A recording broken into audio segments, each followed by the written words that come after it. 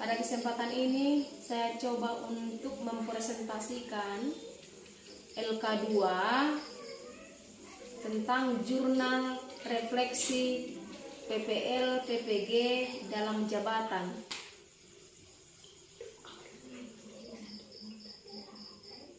Nama mata pelajaran matematika, tempat pelaksanaan SMP Negeri 3 1 Atap Andam Dewi, waktu pelaksanaan Rabu 11 Oktober 2023. Nama mahasiswa Deslima Tambunan SPD, nama guru Pamong Sartika Nur Pulungan SPD, nama dosen Mas Delimah Azizah Sormin MPD.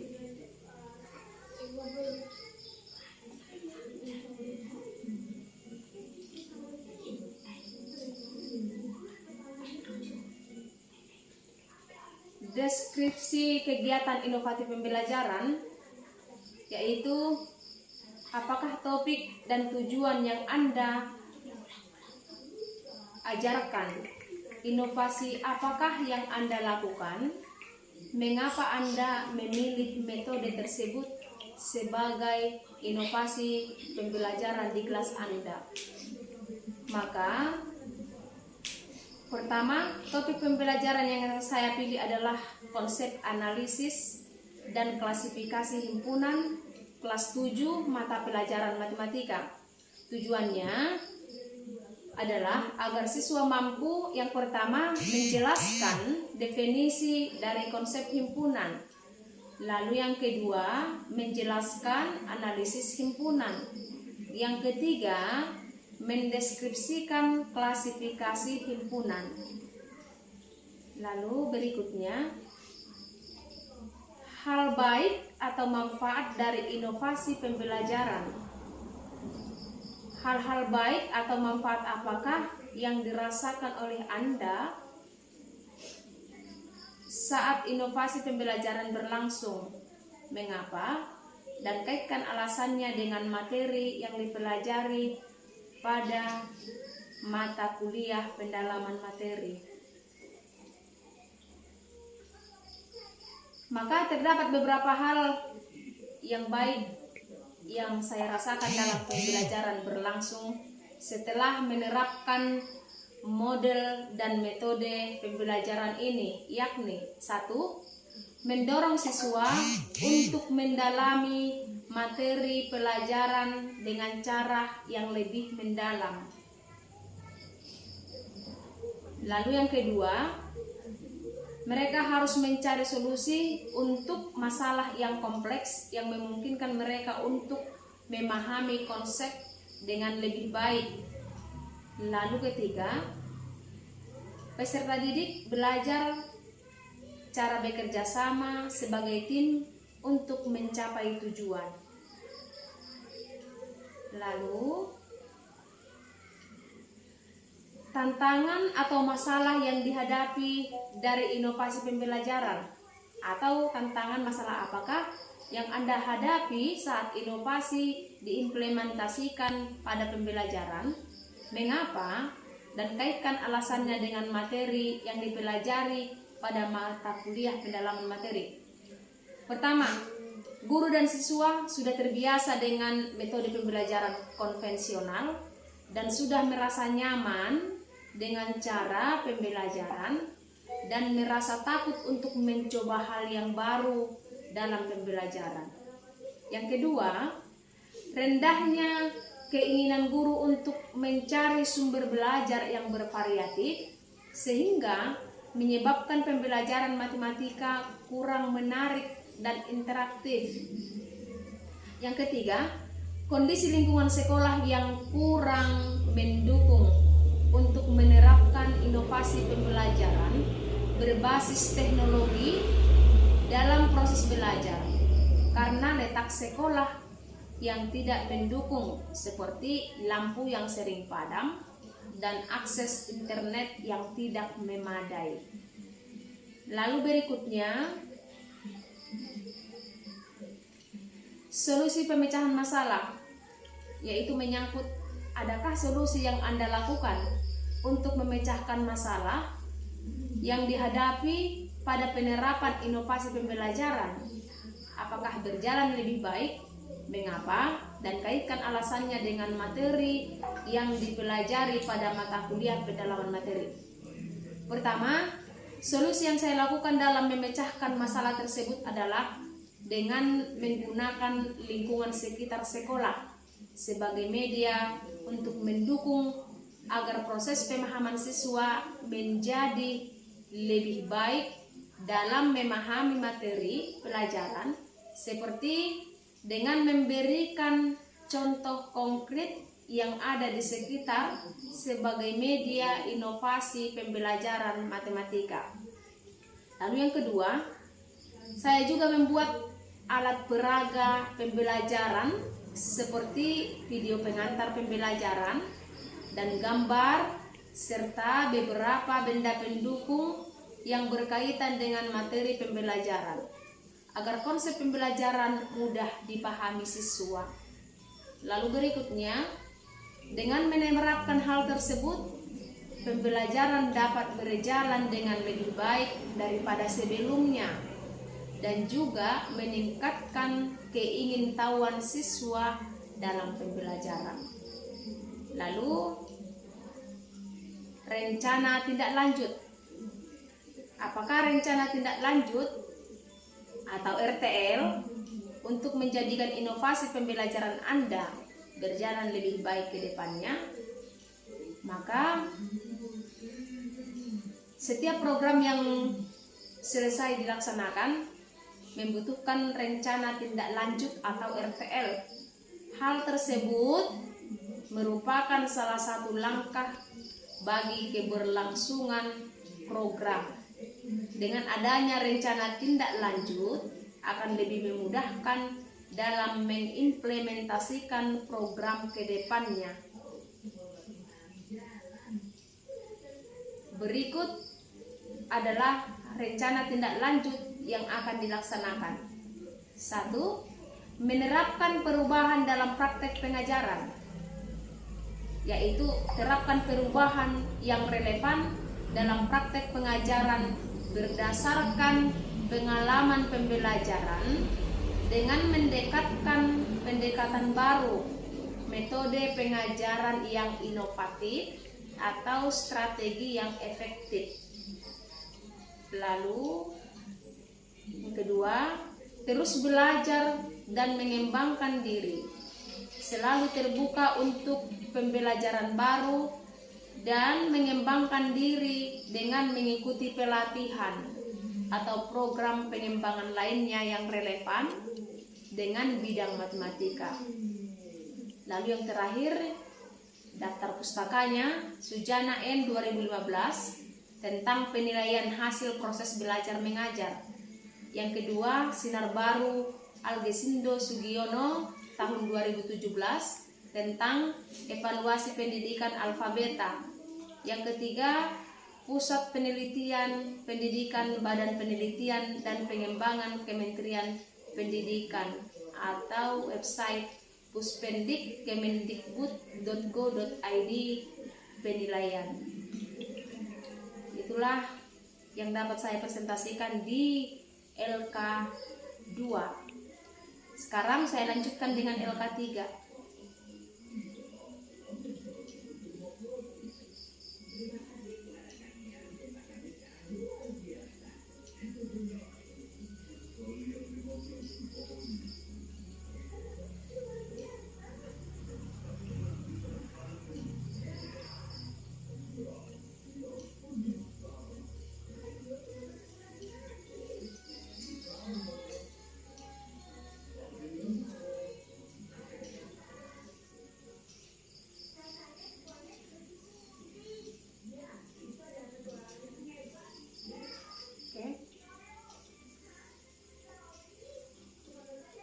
LK3 dengan judul menyusun cerita praktik baik aksi 1 atau best practice menggunakan metode STAR oleh Deslima Tambunan SPD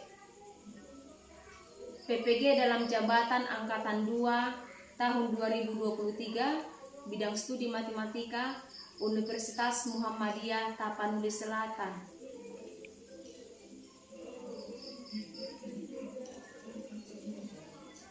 Lokasi SMP Negeri 3 1 Atap Andam Dewi. Lingkup pendidikan Sekolah Menengah Pertama.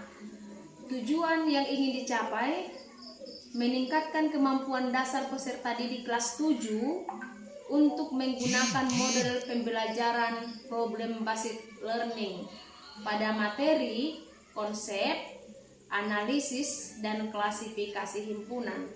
Penulis Deslima Tambunan, tanggal 11 Oktober 2023.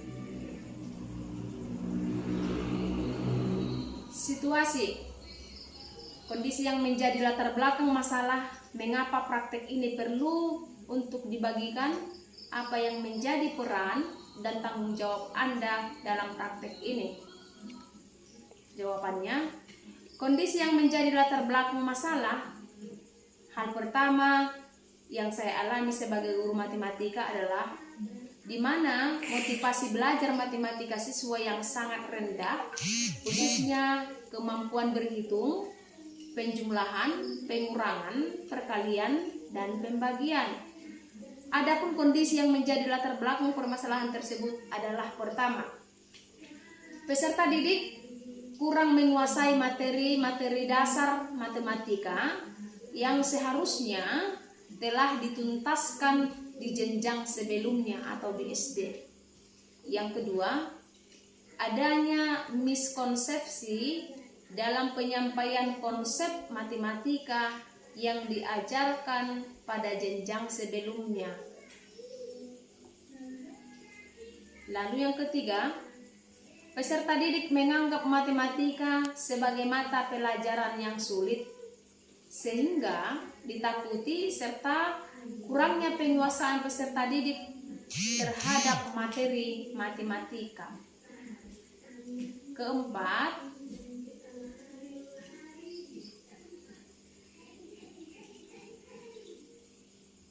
peserta didik tidak mempelajari kembali materi yang sudah diajarkan saat kembali ke rumah.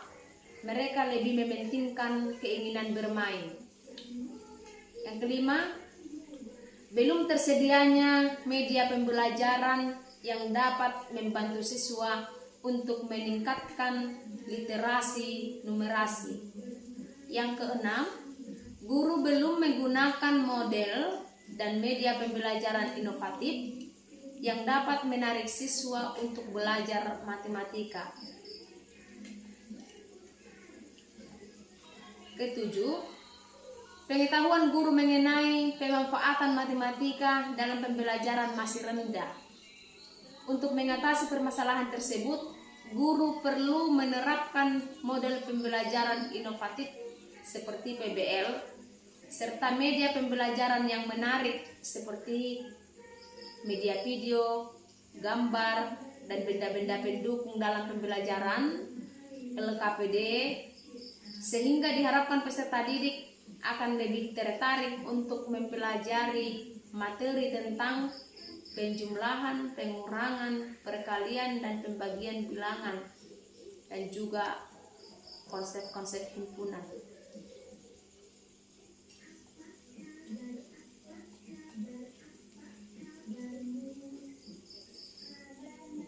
Mengapa praktek ini perlu dibagikan? Praktek mengajar ini perlu dibagikan karena sebagian guru di sekolah memiliki permasalahan yang sama dengan yang saya alami. Kedua, praktek pembelajaran ini dapat memotivasi diri sendiri dan rekan sejawat untuk mendesain pembelajaran yang kreatif dan inovatif. Lalu yang ketiga, praktik pembelajaran ini dapat menjadi referensi dan inspirasi rekan sejawat untuk mengatasi permasalahan dalam pembelajaran. Lalu keempat, guru harus dapat melaksanakan tugasnya dengan baik. Guru bukan hanya menguasai kompetensi profesional, tetapi juga menguasai kompetensi kepribadian, sosial, dan pedagogik. Lalu, apa yang menjadi peran dan tanggung jawab Anda dalam praktik ini? Maka jawabannya, adapun peran dan tanggung jawab saya dalam pembelajaran ini adalah sebagai guru yang bertanggung jawab dalam mendesain pembelajaran yang kreatif, inovatif, dan menyenangkan bagi peserta didik. Model atau metode dan media pembelajaran yang tepat dan inovatif sehingga tujuan pembelajaran dapat tercapai secara efektif dan bisa meningkatkan motivasi belajar peserta didik.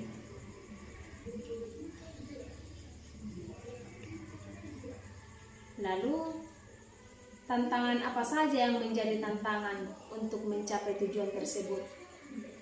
Siapa yang terlibat? Lalu jawabannya,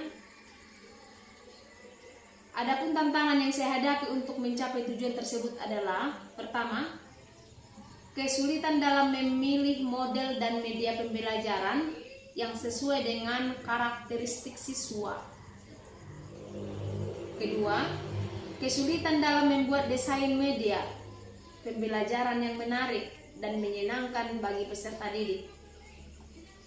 Lalu ketiga, membuat peserta didik dalam mengerjakan tugas membaca bahan ajar yang diberikan guru. Keempat, membuat peserta didik semangat dalam kegiatan pembelajaran. Lalu nomor 5, membuat peserta didik aktif dalam kerja kelompok dan diskusi. Lalu berikutnya, siapa saja yang terlibat untuk mencapai tujuan tersebut? Yang pertama yang terlibat adalah guru dalam hal kemampuan pedagogik dan profesional. Yang kedua adalah peserta didik, yaitu dalam kegiatan pembelajaran. Lalu yang ketiga adalah teman sejawat, yaitu sebagai observer terhadap kegiatan pembelajaran. Lalu keempat adalah kepala sekolah sebagai pengamat dalam kegiatan pembelajaran. Lalu aksi atau langkah-langkah apa yang dilakukan untuk menghadapi tantangan tersebut, strategi apa yang digunakan, bagaimana prosesnya, siapa saja yang terlibat, apa saja sumber daya atau materi yang diperlukan untuk melaksanakan strategi ini. Maka langkah-langkah menghadapi tantangan tersebut, yang pertama, pemilihan media pembelajaran inovatif, yaitu A, berdasarkan kajian literatur, strategi yang digunakan yaitu menggunakan media pembelajaran inovatif dengan alat peraga, gambar, benda-benda, makanan, dan kumpulan warna-warni dari origami, video, LKPD, dan bahan ajar yang menarik.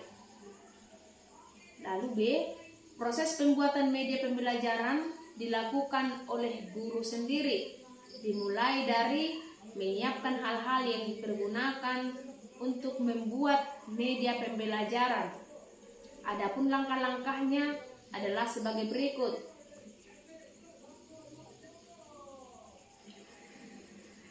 1. Mengumpulkan materi ajar. 2. Menyiapkan slide atau video pengantar pembelajaran.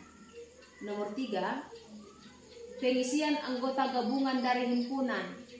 Yang keempat, sumber daya yang diperlukan untuk membuat media pembelajaran inovatif, yaitu buku siswa matematika kelas 7, laptop, proyektor, kertas karton, spidol, gunting, dan lain sebagainya. Lalu yang berikutnya,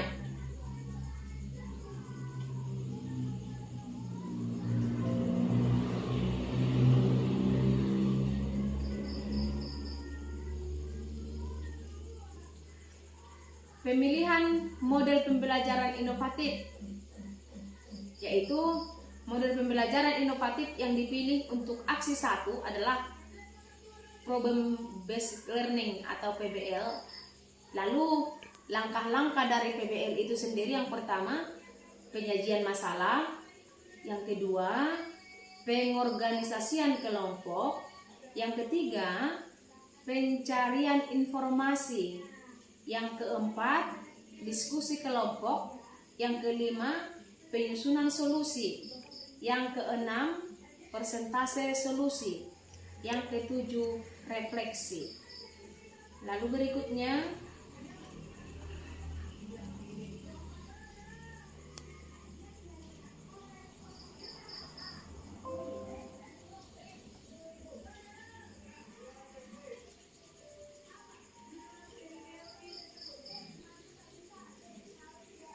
yang ketiga, melakukan analisis kompetensi dasar sehingga dapat menentukan indikator pencapaian kompetensi sehingga tujuan pembelajaran yang diharapkan dapat tercapai. Lalu keempat, menyusun rencana pelaksanaan pembelajaran yang terdiri dari kegiatan pendahuluan inti, yaitu di pendahuluan inti membuat sintak-sintak model PBL dan penutup. Lalu yang kelima, membuat lembar penilaian otentik yang berbasis HOTS. Lalu berikutnya, refleksi hasil dan dampak. Bagaimana dampak dari aksi dari langkah-langkah yang dilakukan? Apakah hasilnya efektif atau tidak efektif? Mengapa? Bagaimana respon orang lain terkait dengan strategi yang dilakukan? Apa yang menjadi faktor keberhasilan atau ketidakberhasilan dari strategi yang dilakukan? Apa pembelajaran dari keseluruhan proses tersebut? Maka jawabannya yaitu pertama, dampak dari aksi dan dari langkah-langkah yang telah dilakukan adalah meningkatnya kemampuan dasar peserta didik dalam melakukan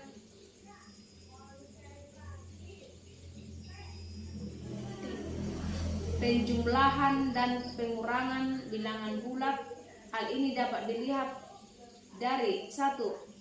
Penggunaan alat peraga, konsep himpunan dan klasifikasi himpunan, LKPD, bahan ajar, video, dan kelompok belajar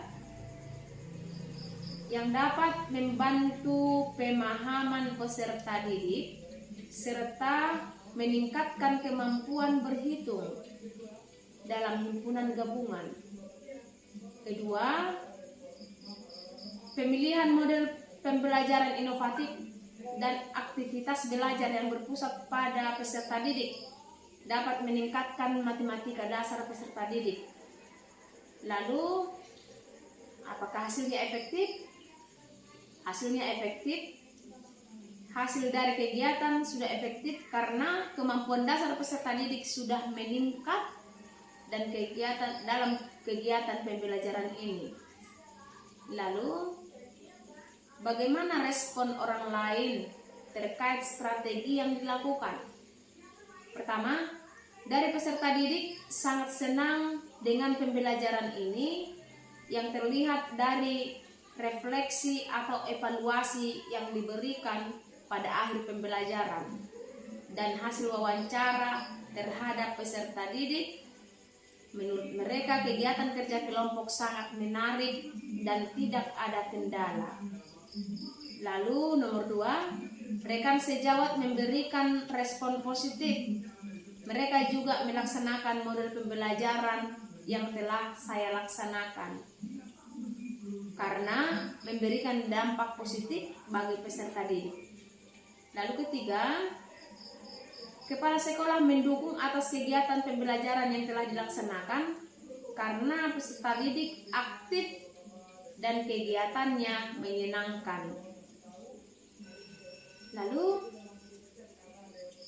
apa yang menjadi faktor keberhasilan atau ketidakberhasilan yang telah dilakukan? Faktor keberhasilan sangat ditentukan oleh kompetensi guru dalam mengolah pembelajaran, terutama dalam memilih model pembelajaran inovatif dan media yang dikembangkan serta RPP yang digunakan sebagai rancangan pembelajaran yang telah dibuat agar tujuan meningkatkan kemampuan dasar peserta didik dalam pembelajaran matematika dapat tercapai. Lalu berikutnya,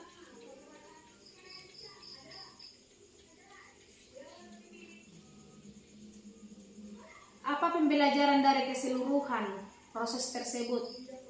Berdasarkan proses dan aktivitas pembelajaran yang dilaksanakan, pengalaman pembelajaran yang dapat diambil adalah guru harus lebih kreatif dalam mengembangkan media pembelajaran dan memilih model pembelajaran inovatif agar pembelajaran menjadi menarik, menantang, dan menyenangkan, sehingga dapat membuat peserta didik aktif. Hal ini akan berdampak pada meningkatnya kemampuan dasar peserta didik dalam pembelajaran matematika.